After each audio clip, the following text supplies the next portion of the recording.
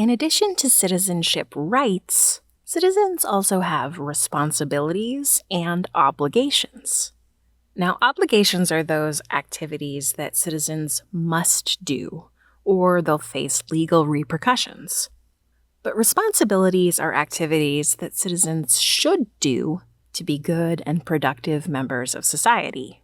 So you won't get in trouble with the law if you don't do them, but your community will be a better place if you do. We'll talk more about the obligations of citizenship in another video. So for now, let's just focus on the responsibilities. What are those responsibilities? First, there's voting.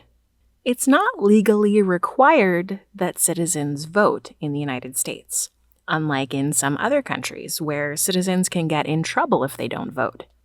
But responsible citizens get involved with the decision-making process through voting.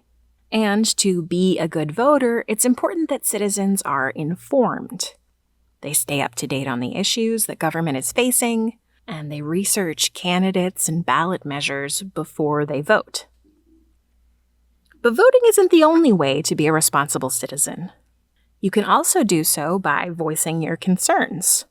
For example, something I did recently, and this is true, was emailing my city's transit department about a street light that wasn't functioning properly near where I live.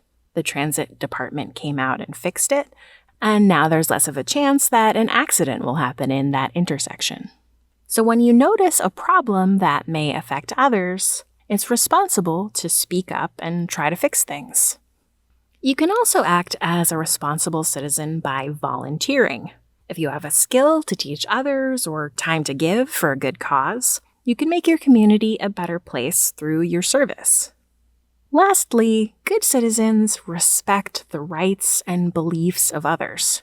They understand that in a democracy, not everyone may have the same opinions or concerns as they do, but everyone else is entitled to the same rights as they are. So that's a quick rundown of the responsibilities of citizenship. Which one do you think is most important? What other things can you do to improve your community?